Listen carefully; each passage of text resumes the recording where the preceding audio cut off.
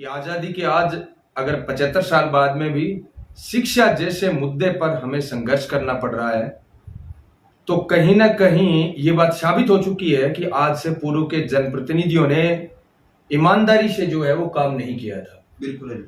आप जैसे जो संवेदनशील लोग हैं, आप जैसे संवेदनशील छात्र जनप्रतिनिधि हैं, उन सबसे मेरा अनुरोध रहेगा कि राज्य स्तर के अंदर जो काम आज आप शुरू करने की डिमांड कर रहे हो, हकीकत में लोकतंत्र के दर्शन तब होते और वास्तव में लोकतांत्रिक व्यवस्था तब कहलाती अगर यह काम आज से कम 25 से 30 साल पहले हो जाता। बिल्कुल अली जी। और ये नहीं हुआ, उसी का कारण यह है कि शिक्षा जैसी आधारभूत सुविधाओं के लिए हमारे बच्चों को 20, 25, 30 गांव तो ऐसे हैं जो सीधे सीधे बच्चों की हायर एजुकेशन ना होने के जिम्मेदार सिर्फ यह कॉलेज की वहां पर उपस्थिति ना होना है। बिल्कुल ऐसा। वरना बच्चों की वहां पर हायर एजुकेशन है वो और ज्यादा बेहतर होती। हालांकि हमारी प्राथमिक एजुकेशन है उसका स्तर बढ़ा है, तो उसके बाद में बहुत सारे लोग जो है हमारे किसान कौम के वो बच्चियों को अब दूर पढ़ाने के लिए भी भेज रहे हैं। लेकिन जब आपके नजदीक अगर कोई राजकीय महाविद्यालय हो जाए तो उसके बाद में ये जरूरत, ये मजबूरी हमारे किसानों की है वो नहीं रहेगी।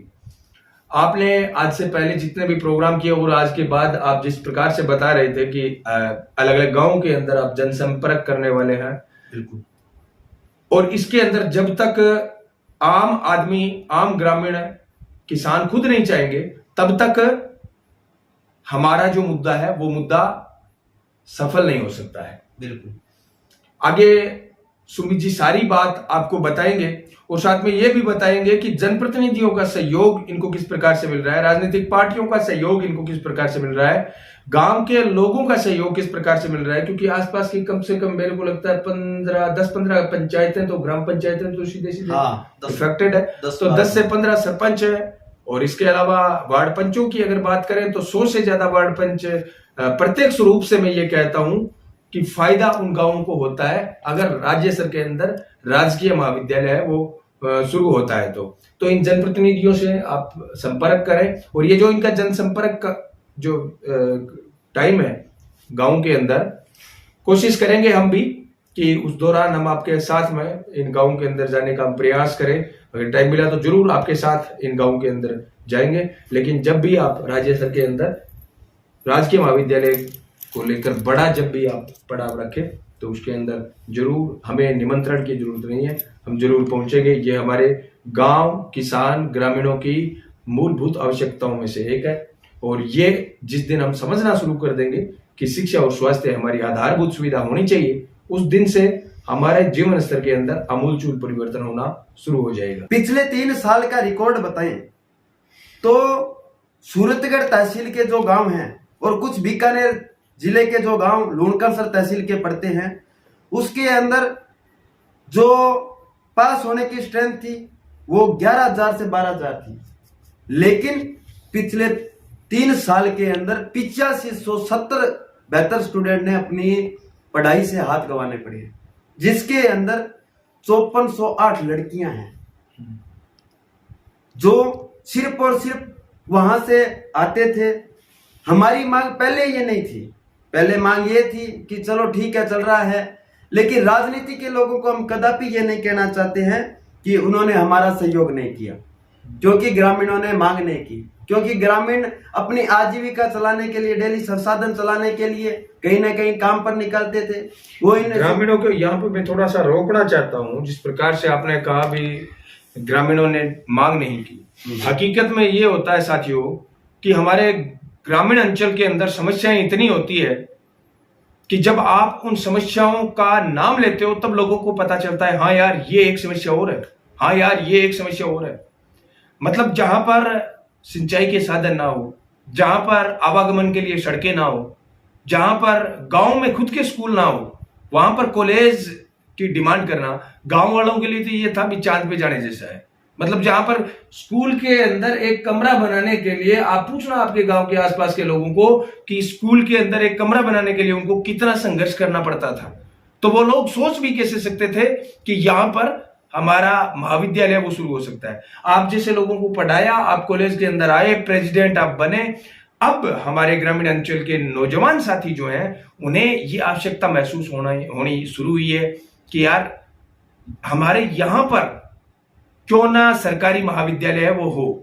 तो ये डिमांड अब जब नौजवानों ने उठाई है तो अब बुजुर्गों को भी ये लगता है हाँ यार कहीं ना कहीं हमने गलती की थी, हमें ये आवाज बहुत पहले उठा देनी चाहिए थी। ये अब उनको रियलाइज हो रहा है, लेकिन इसके अंदर उन्हें दोष देना ये थोड़ा ठीक इसलिए नहीं है। शासन, प्रशासन, सरकारें, इन्होंने किसान को उनको इतनी मुसीबतों के अंदर उलझा रखा है। बैंक की मुसीबतें अलग है, खेती की मुसीबतें अलग है, पशुपालन की मुसीबतें अलग है। आज अगर कोई गांव के अंदर विधवा औरत है तो उसके पेंशन की मुसीबतें अलग है। मतलब सारा इंफ्रास्ट्रक्चर, हमारा आधारभूत ग्रामीण इंफ्रास्ट्रक्चर है। कहने को तो सरकारें ये कहती है कृषि प्रधान देश है हमारा, लेकिन आधारभूत कृषि व्यवस्था गांव की है वो चरमराई हुई है। आजादी से पहले के हालातों में और अब के हालातों में ज्यादा कोई अंतर नहीं है। आजादी से पहले और अब में अंतर सिर्फ इतना है कि अब हर साल 2 बार तिरंगा गर्व से फहराया जाता है, बस। बाकी और कुछ आप ये कहना चाहें कि आजादी के बाद में आपको ये सुविधाएं एक्स्ट्रा मिलने लग गई, जो अंग्रेज देते थे ना वही सुविधाएं आज ये काले अंग्रेज देते हैं। बिल्कुल, और कोई डिफरेंस मुझे तो लगता नहीं है यहां पर कुछ हुआ है। हाँ, आप जिस प्रकार से अभी गांव वालों ने मांग नहीं उठाई, मांग उठाई कैसे?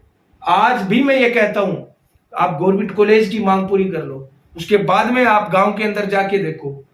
गांव से अगर किसी गर्भवती महिला को सूरतगढ़ आप लेके आते हो ना, 30% केस के अंदर या तो बीच के अंदर डिलीवरी हो जाती है या फिर यहां पर पहुंच जाते हैं 70% लोग, उनको कहीं और भेजा जाता है। बिल्कुल, ट्रॉमा सेंटर, यहां पर ट्रांसफर सेंटर बना हुआ है। तो ये सारी चीजें, समस्याएं अनगिनत है। जितने नौजवान सोच सकते हैं सार्वजनिक मुद्दों पर, उन्हें सोचना चाहिए। सार्वजनिक मुद्दों पर जो लड़ सकते हैं उन्हें लड़ना चाहिए, और जो लड़ रहे हैं उनका साथ देना चाहिए। सोशल मीडिया पर मनोरंजन की बहुत सारी बातें आपके सामने आती है, आप रोजाना देखते भी हैं, लेकिन जब भी किसान जवान को मजबूत करने वाली बातें सोशल मीडिया पर आपको कहीं दिखाई दें, कहीं सुनाई दें, तो उन बातों को आप ज्यादा से ज्यादा लोगों तक पहुंचाने के लिए इस मोबाइल का सदुपयोग करें। आज 30 से 40 साल इस राजकीय महाविद्यालय को 20 साल बने हुए हो गए, लेकिन इस राजकीय महाविद्यालय में मात्र 1200 सीटों पर सिमटा के छोड़ दिया, जहां पे एक क्षेत्र की आवक थी कम से कम 3000 और उसको मात्र और मात्र 1200 सीटों पर सिमटा के छोड़ दिया। एक्चुअल में अगर किसी तहसील के अंदर सरकारी स्कूलों की संख्या को देखा जाए और सरकारी स्कूलों के अंदर 12th पास करने वाले या 12th की जो स्ट्रेंथ होती है हमारी सरकारी स्कूलों की, एक तहसील की, उनको अगर जोड़ा जाए तो उसके बाद में उनको खपाओगे कहां पर? जानबूझकर पलायन की परिभाषा ये सरकारें तय करती है। आज सूरतगढ़ तहसील की बात की जाए, अगर 12वीं से पास होने वाले लोगों की, हमारे बच्चों की, भाइयों की अगर संख्या देखी जाए तो हर साल 50,000 से ज्यादा बच्चे 12वीं पास करते हैं। एक तहसील की बात कर रहा हूं मैं। अब यहां पर सीट सरकारी कॉलेज है एक, उसके अंदर है 1200, बाकी 49,000 लोग कहां जाएंगे भाई? और उसके अलावा भी हरी जी एक चीज और देखने को मिली है पिछले 4 साल 5 साल के अंदर। ठीक है, शिक्षा का क्षेत्र है, हम शिक्षा का विरोध नहीं करते, लेकिन भाटिया आश्रम के कारण पंजाब हरियाणा के बच्चे यहाँ आके प्रवेश लेते हैं और वो राजकीय महाविद्यालय की सीटों को परिपूर्ण कर देते हैं। जिनके परसेंटेज कितने हैं उसके परसेंटेज है, पिछले कोरोना काल के अंदर गहलोत सरकार ने प्रमोट किया था, उसके अंदर 100 में से 100 नंबर दिए थे और उसके अंदर 2% खेल कोटे की ओर लेके आ जाती है। मेरिट कितनी जाती है? 100 में से 102%। 100 में से 102% ये तो मतलब मजाक हो गया एक प्रकार से। 100 में से 102% की मेरिट जाती है। पिछले साल की अगर आप अभी तक गवर्नमेंट कॉलेज के अंदर, विज्ञान भवन के अंदर बिल्कुल आज तक वो लिस्ट लगी हुई है जिसके अंदर 102% पहली लिस्ट गई थी और एक लड़की का प्रवेश हुआ था उसके अंदर, जो हरियाणा के इधर कैथल से शायद या केस्थल के आसपास के क्षेत्र से है, शायद मीनू नाम होगा, उस लड़की का प्रवेश हुआ था इसके अंदर। 102% जाते हैं और उसके बाद में पंजाब हरियाणा के सीबीएसई के जो स्टूडेंट हैं वो यहाँ आके बाहर से प्रवेश ले लेते हैं और अपने, जैसे मैं बात करूं, एक तो मोकरसर स्कूल है, उसके अंदर हरी जी ऐसी हालात थी जिसके अंदर 10 बच्चे थे 12वीं में और 10 के 10 फेल आ गए। अच्छा, 10 बच्चे थे और 10 के 10 फेल आ गए। ये ताजुब का विषय है। एक तो पास होना था वहां पे, लेकिन वहां पे पूरी स्कूल ही फेल आ गई। अपने बच्चों के परसेंट बनते हैं 60, 65, 67, 68, 70, 72, 75, ठीक है, टॉपर के 80, 85 चले जाते हैं। लेकिन वो प्रवेश अगर 102% मेरिट ना मान के 94% मेरिट माने तो वो मेरिट कहां जाएगी और कौन से बच्चों के वहां पे प्रवेश होंगे? ये एक सोचने का विषय है, ये ग्रामीणों को बताने का विषय है। और साथियों, यहाँ पर जो सुमित जी जो बात कह रहे हैं, और मैं हमेशा इनके चैनल पे जो चीजें देखता हूं, यूनिवर्सिटी से संबंधित, हायर एजुकेशन से संबंधित सारी सूचनाएं आप तक ये पहुंचाते हैं। क्या ये सुमित जी अकेले पढ़े लिखे इंसान है? यहाँ पे बहुत सारे छात्र नेता आज से पहले निकल चुके हैं। बहुत सारे छात्र नेता आज भी कहीं ना कहीं डिंगे हाँक रहे हैं छात्र राजनीति की। सच्ची छात्र राजनीति यह है कि कोई इंसान आपके बीच में रहकर छात्रों से संबंधित सूचनाएं, विश्वसनीय सूचनाएं आपके साथ साझा करता है, आपको सही मार्गदर्शन देता है। इसके लिए मैं सुमित जी आपको बधाई देता हूं और साथ में यह कहना चाहता हूं, आज भी अगर आपका जमीर नहीं जागता है तो इसका मतलब यह हो जाता है कि उसके बाद में जगाने के लिए आपको ढोल बजाने की जरूरत नहीं पड़ेगी। आप कभी नहीं जागेगा आपका फिर जमीर।